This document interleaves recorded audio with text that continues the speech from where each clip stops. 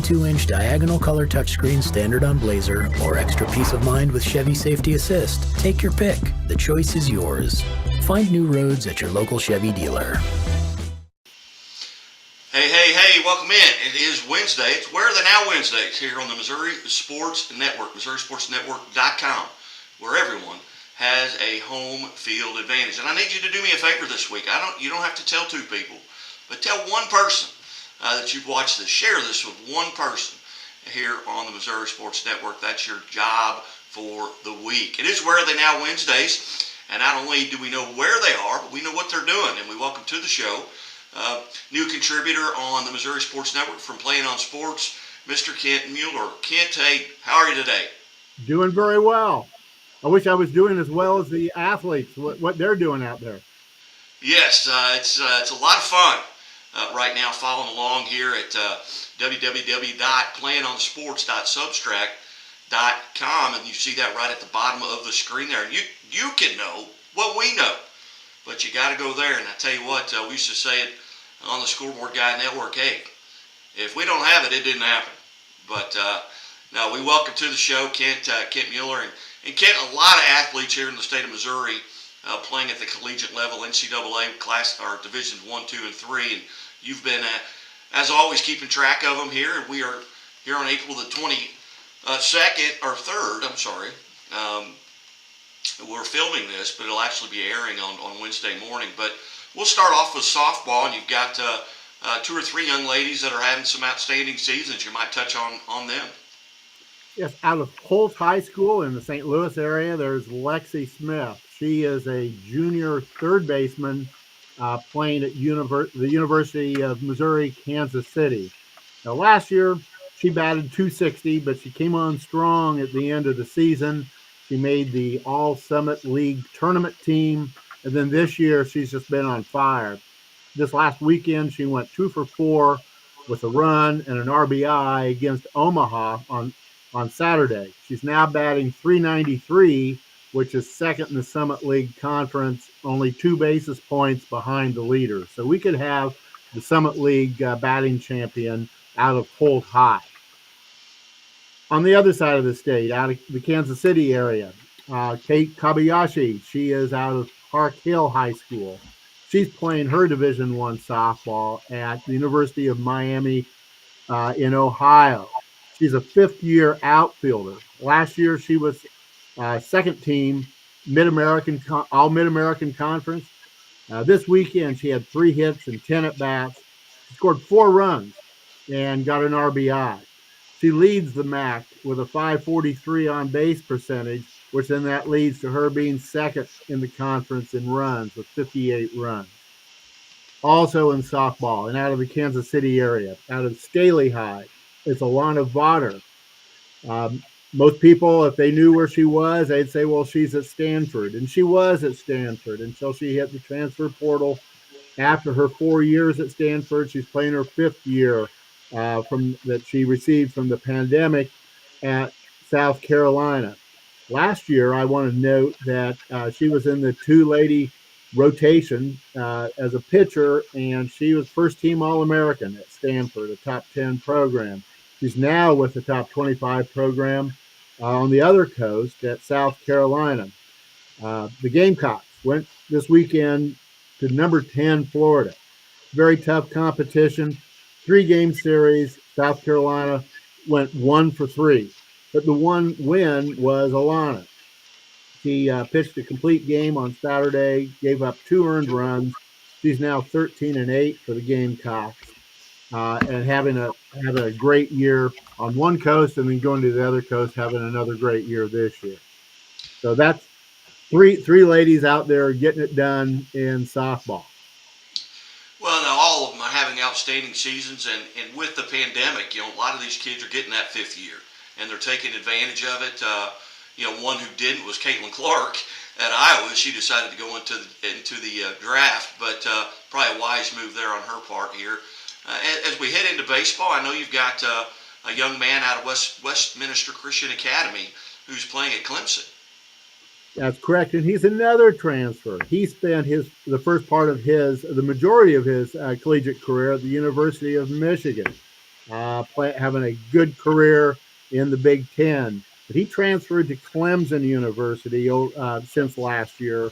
Clemson's number 5 in the country. So these are athletes from Missouri going on playing on the very best teams in the country. He's a graduate student, and he just had a monster series against the University of Pittsburgh this last weekend. He had in 3 games, he had 7 hits in 14 at bats. He scored 5 runs, and he knocked in 7 RBIs. In game 3, he got 3 hits, but all 3 of those hits were home runs, and that ties a Clemson University program record for most home runs in a game. So the guy's getting it done at the highest level. And now maybe a sport that folks aren't paying a lot of attention to.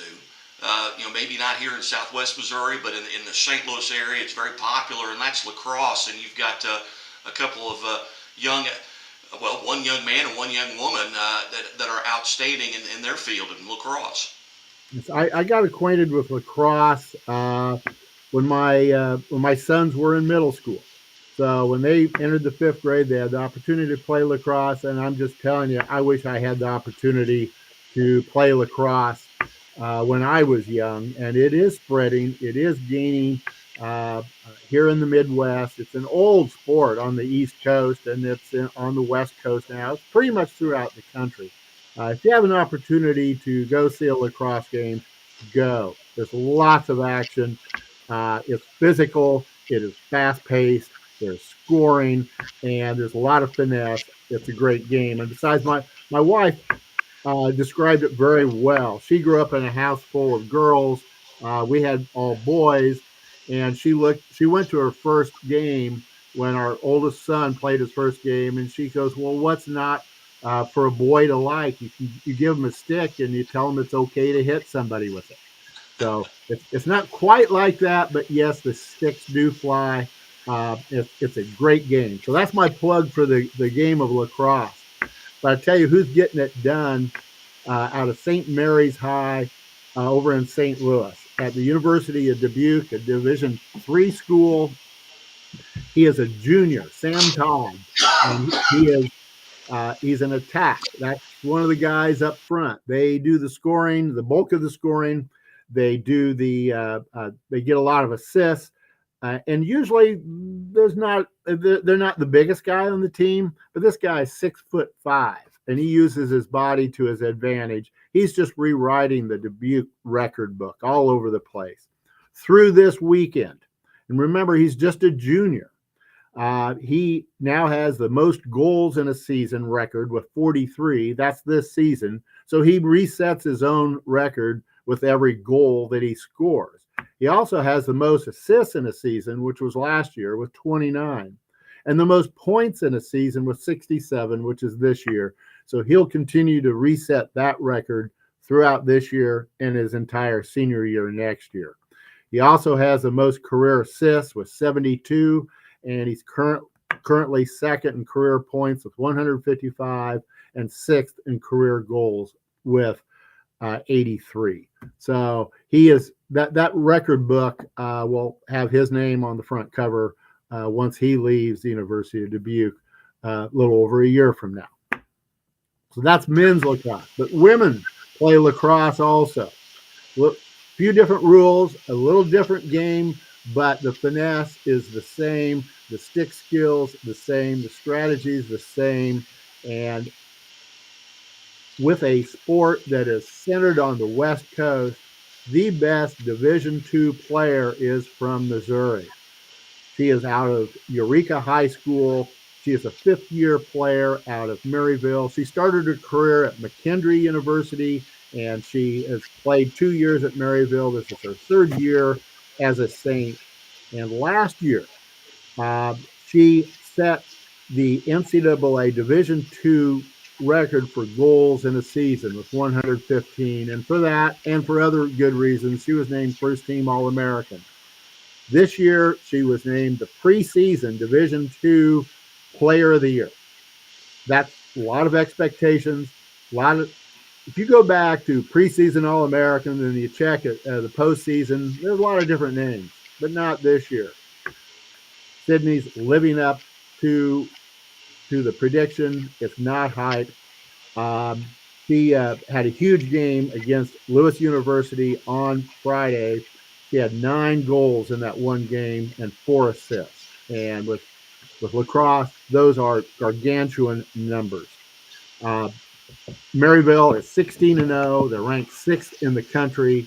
And everybody who is in the St. Louis area, if you love lacrosse, there's a game to go to on Friday. If you haven't been to a lacrosse game, here's your opportunity, because not only will you see lacrosse, you'll see the best player in all of Division II. The Maryville will play on Friday afternoon against Quincy University. It's the quarterfinals of the Great Lakes Valley Conference Tournament. And if you like to see records set, then you need to be there. Sydney has 309 career goals. The NCAA Division II career record is 310. I can't guarantee that she'll get a goal, but you're hearing it from me right now. Sydney will make history this Friday afternoon. Outstanding. Outstanding. And not only is this information that we're giving you right here with Playing On Sports, a lot more information on the website at playingonsports.substack.com, and folks can go there. You can see a lot of the athletes, or all the athletes that Ken is taking care of. You can click on that link, because we're putting it up at the Missouri Sports Network, linked right to Playing On Sports, and you can go in there and check it out. But just tremendous information. And Ken, as always, it's always a pleasure, and it's great to hear about the young men and women throughout the state of Missouri. Well, it's great to be here. It's great to point out what our Missouri athletes are doing on a national level. They compete with anybody and everybody out there. I like delivering that message. All right. You're watching and listening to Where Are They Now Wednesdays, right here on the Missouri Sports Network, brought to you by Great Southern Bank. And as always, the Missouri State Highway Patrol reminds us to take that 3 seconds and buckle up. It's 3 seconds that could save your life. Be safe, be smart, and be here tomorrow. God bless everybody. Banking should make your life greater. It starts with affordable options to meet today's needs and tomorrow's dreams. From smart account options that fit your style to flexible loans for what comes next.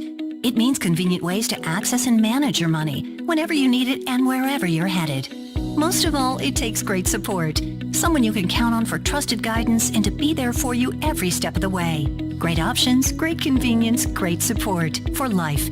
Great Southern Bank.